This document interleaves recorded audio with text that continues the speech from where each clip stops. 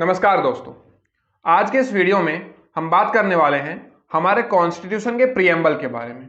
Preamble हमारे constitution के एक बेसिक स्ट्रक्चर की तरह है जो ये बताता है कि हमारा कॉन्स्टिट्यूशन किन वैल्यूज पर बेस्ड है। Equality, liberty, justice, fraternity, socialism, ये सारी वो वैल्यूज हैं जो कॉन्स्टिट्यूशन की कोर वैल्यूज हैं। प्रीएम्बल इनको रिप्रेजेंट करता है। Famous jurist NK. पालकीवाला ने इसे कॉन्स्टिट्यूशन की आइडेंटिटी कार्ड की तरह बताया।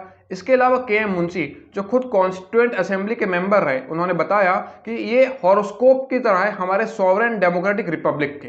तो फ्रेंड्स, जब हम इस वीडियो में प्रीएम्बल की बात करेंगे तो हम सिर्फ प्रीएम्बल को नहीं देखेंगे, हम ये भी देखेंगे कि प्रीएम्बल में जो वैल्यूज दी गई हैं कॉन्स्टिट्यूशन में उसे किस तरह से रखा गया है जो ऑन ग्राउंड इंप्लीमेंटेशन के लिए काम कर रही हैं। जैसे प्रीएम्बल बात करता है इक्वलिटी की, प्रीएम्बल बात करता है फ्रीडम की, तो कॉन्स्टिट्यूशन में वो कौन से आर्टिकल्स हैं जो इक्वलिटी ऑफ फ्रीडम की बात करते हैं और on ground equality of freedom को इंप्लीमेंट करते हैं।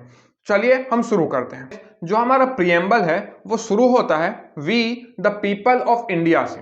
इसका मतलब ये है कि अल्टीमेट अथॉरिटी जो हमारे देश में है वो पीपल है, वो लोग हैं।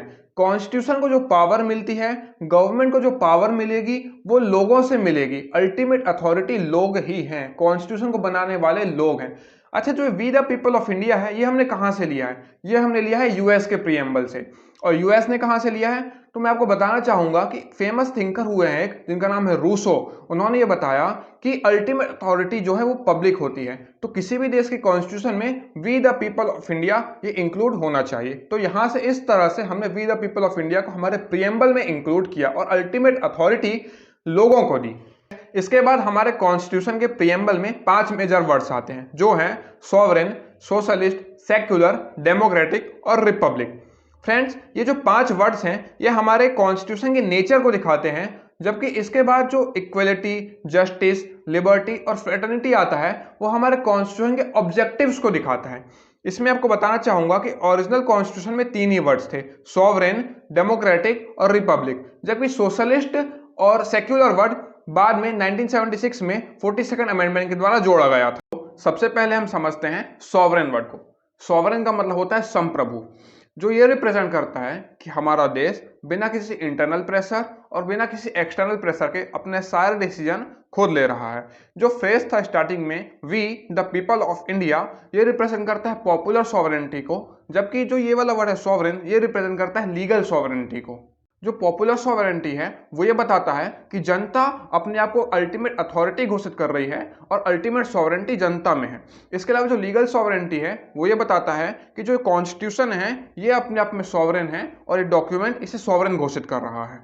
फ्रेंड्स, इसके बाद वर्ड आता है सोशलिस्ट। हम सब जानते हैं कि जब हमारा देश आज़ाद हुआ तो यहाँ पे ह्यूज इनइक्वालिटी थी, ह्यूज इनकम गैप था। तो ऐसे में जो हमारे कॉन्स्टिट्यूशन के मेकर्स थे वो ये चाहते थे कि जो हमारा कॉन्स्टिट्यूशन है वो सोशलिज्म की ओर आगे बढ़े। सोशलिज्म एक आइडियोलॉजी है जो लोगों में इक्वलिटी को इंश्योर करती है। हम देख सकते हैं कि हमारे डीपीएसपी में आर्टिकल 38, 39, 39A, 41, 42, 43, 43A और आर्टिकल 47 ये सोशलिज्म प्रिंसिपल्स को दर्शाते हैं।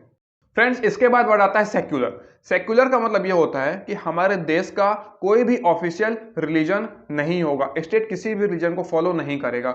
जितने भी धर्म के लोग हैं सभी में आपस में इक्वलिटी होगी, रिलीजन के बेस पर कोई भी डिस्क्रिमिनेशन नहीं होगा। हमें यहाँ पर एक बात ये समझनी होगी कि हमारे देश का जो सेक्युलरिज्म है वो वेस्ट के सेक्युलरिज्म से अलग है। हम देखते हैं कि जो वेस्ट का सेक्युलरिज्म है वहाँ स्टेट और रिलीजन को एकदम अलग अलग रखा गया है, जबकि हमारे देश में इतना अलग नहीं रखा गया है। आप पब्लिक स्फीयर में अपने रिलीजन को प्रोफेस कर सकते हैं।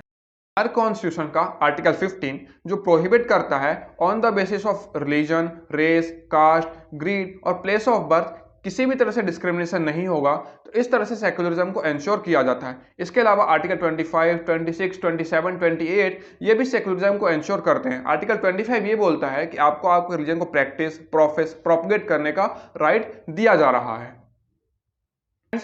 इसके बाद वर्ड आता है डेमोक्रेटिक। तो इसका मतलब ये होता है कि हमारा देश जो है वो डेमोक्रेटिक प्रिंसिपल्स को अडॉप्ट करेगा और उन्हीं पर चलेगा। हम देख सकते हैं कि हमने यूनिवर्सल अडल्ट फ्रेंचाइज को अडॉप्ट किया है, मतलब सार्वभौमिक वयस्क मताधिकार। 18 साल से ऊपर के सभी लोग मतदान देने के लिए योग्य हैं। इसके अलावा फंडामेंटल राइट्स का कॉन्सेप्ट है कि सभी लोगों को फंडामेंटल राइट्स दिए जाएंगे। इसके अलावा हम देख सकते हैं कि इंडिपेंडेंट इंस्टीट्यूशंस हैं जो डेमोक्रेसी को इंश्योर करते हैं। इलेक्शन कमीशन हो गया, सुप्रीम कोर्ट हो गया। तो इस तरह से हमारा देश डेमोक्रेटिक प्रिंसिपल्स पर चलता है। के बाद वर्ड आता है रिपब्लिक, जो ये रिप्रेजेंट करता है कि जो हमारा हेड ऑफ स्टेट होगा, प्रेसिडेंट, वो इलेक्टेड होगा, ना कि हेरिडेटरी होगा। जैसे हम यूके में देखते हैं कि वहां का जो हेड ऑफ स्टेट है वो हेरिडेटरी होता है। गवर्नमेंट तो वहां पे इलेक्टेड होती है, लेकिन जो हेड ऑफ स्टेट होता है वो हेरिडेटरी होता है। लेकिन हमारे यहाँ उल्टा है, जो प्रेसिडेंट है वो इलेक्टेड होता है, भले ही इनडायरेक्ट इलेक्ट होता है लेकिन इलेक्टेड होता है। इसलिए हमारा देश जो है रिपब्लिक है, जबकि यूके रिपब्लिक नहीं है।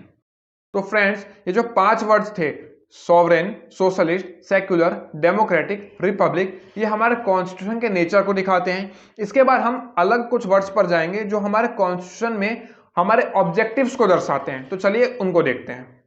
तो फ्रेंड्स, जो हमारे कॉन्स्टिट्यूशन का पहला ऑब्जेक्टिव है वो है जस्टिस। हमारा कॉन्स्टिट्यूशन सोशल, पॉलिटिकल और इकोनॉमिक जस्टिस की बात करता है। देख सकते हैं कि हमारे कॉन्स्टिट्यूशन के आर्टिकल 14, 15 और 17 इस चीज को रिप्रेजेंट करते हैं। जैसे आर्टिकल 14 बोलता है इक्वलिटी बिफोर लॉ, आर्टिकल 15 बात करता है कि आपके साथ religion, race, caste, creed, gender, place of birth के बेस पर किसी भी तरह से डिस्क्रिमिनेशन नहीं होगा। आर्टिकल 17 अनटचेबिलिटी को एंड करता है। तो इस तरह से हमारे कॉन्स्टिट्यूशन के जो फंडामेंटल राइट्स हैं वो इक्वलिटी को या फिर हम कहें जस्टिस को रिप्रेजेंट करते हैं। देख सकते हैं कि डीपीएसपी का article 39A equal justice and free legal aid की बात करता है। तो ये भी एक तरह से जस्टिस को ही रिप्रेजेंट कर रहा है। इसके बाद हमारा प्रीएम्बल बात करता है liberty of thought, belief, faith and worship की। यानी कि ये कहता है कि आपको आपके विचारों की अभिव्यक्ति करने का अधिकार दिया जाता है। आप जिस धर्म में मानना चाहे उस धर्म को आपको मानने का अधिकार है। देख सकते हैं कि हमारे फंडामेंटल राइट्स का आर्टिकल 19 जो राइट टू स्पीच की बात करता है वो इस चीज को इंश्योर कर रहा है। इसके अलावा आर्टिकल 25, 26, 27, 28 जो आपको रिलीजन, जिस भी रिलीजन में आप मानना चाहे उस रिलीजन में आप मान सकते हैं, वो भी इस चीज को इंश्योर करता है। इसके बाद हमारा प्रीएम्बल बात करता है इक्वलिटी की। ये कहता है equality of status and opportunity and to promote among them all. ये कहता है कि सभी का समान स्टेटस होगा, इसके अलावा सभी को समान अवसर प्रदान किए जाएंगे। कि हमारे फंडामेंटल राइट का जो आर्टिकल 16 है वो क्या कहता है, equality of opportunity in matters of public employment. Article 18 जो टाइटल्स हैं उनको खत्म करता है। तो इस तरह से इक्वलिटी ऑफ स्टेटस और इक्वलिटी ऑफ अपॉर्चुनिटी को इंश्योर किया गया है। इसके अलावा हम देख सकते हैं कि डीपीएसपी का जो आर्टिकल 46 है वो क्या कहता है, promotion of economic and educational interest of SC, ST and other weaker sections. तो ये कहता है कि जो वीकर सेक्शंस हैं, शेड्यूल्ड कास्ट हैं, शेड्यूल्ड ट्राइब्स हैं, उनके जो इकोनॉमिक इंटरेस्ट हैं, जो एजुकेशनल इंटरेस्ट हैं, उनको प्रमोट करने का काम स्टेट करेगा। तो इस तरह से भी ये इंश्योर करता है। इसके बाद हमारा प्रीएम्बल बात करता है फ्रेटर्निटी की। ये कहता है कि एश्योर करेगा डिग्निटी ऑफ द इंडिविजुअल को, इंश्योर करेगा unity and integrity of the nation. Dignity of the individual का मतलब यह होता है कि हर एक इंडिविजुअल को डिग्निफाइड लाइफ दी जाएगी, हर एक व्यक्ति गरिमामय जीवन जीने का अधिकारीकृत होगा। इसके अलावा देश की यूनिटी और इंटीग्रिटी के साथ कॉम्प्रोमाइज नहीं किया जाएगा, देश की एकता और अखंडता सबसे ऊपर होगी। हम देख सकते हैं कि हमारे फंडामेंटल राइट्स का जो आर्टिकल 21 है वो लोगों को राइट टू लाइफ देता है। इसका मतलब सिर्फ राइट टू लाइफ नहीं है, ये इंश्योर करता है कि हर एक इंडिविजुअल को डिग्निफाइड लाइफ मिले। सुप्रीम कोर्ट ने इसकी बहुत सारी इंटरप्रिटेशंस की हैं, जिसके अकॉर्डिंग ये बताया गया है कि राइट टू लाइफ का मतलब सिर्फ राइट टू लाइफ नहीं है, एक डिग्निफाइड लाइफ देना इंडिविजुअल को, ये हमारे कॉन्स्टिट्यूशन की स्पिरिट है। देख सकते हैं कि जो हमारे डीपीएसपी का आर्टिकल 44 है वो यूनिफॉर्म सिविल कोड की बात करता है, जिससे कि देश में यूनिटी और इंटीग्रिटी इंश्योर हो सके। हमारे देश में सिंगल सिटीजनशिप को अडॉप्ट किया गया है। सिंगल सिटीजनशिप का मतलब यह होता है कि आप सिर्फ और सिर्फ इस देश के सिटीजन हैं, आप किसी स्टेट के सिटीजन नहीं हैं। तो सिंगल सिटीजनशिप भी unity and integrity of the nation को इंश्योर करता है। इसके बाद हमारा प्रीएम्बल बोलता है in our constituent assembly this 26th day of November 1949 do hereby adopt, enact and give to ourselves this constitution। तो फ्रेंड्स, इस तरह से 26 नवंबर 1949 के दिन हमारा संविधान बनकर तैयार हो चुका था, उसे अडॉप्ट, इनेक्ट कर लिया गया था, लेकिन ये फोर्स में 26 जनवरी 1950 के दिन आया। फ्रेंड्स, ये थी हमारे प्रीएम्बल की बेसिक अंडरस्टैंडिंग जो हर इंडियन को होनी चाहिए। अगर आपको कंटेंट अच्छा लगा हो तो प्लीज़ लाइक करें, कमेंट करें, शेयर करें और चैनल को सब्सक्राइब करें। मैं इस तरह के और भी वीडियोस लाने वाला हूं। थैंक यू सो मच, धन्यवाद।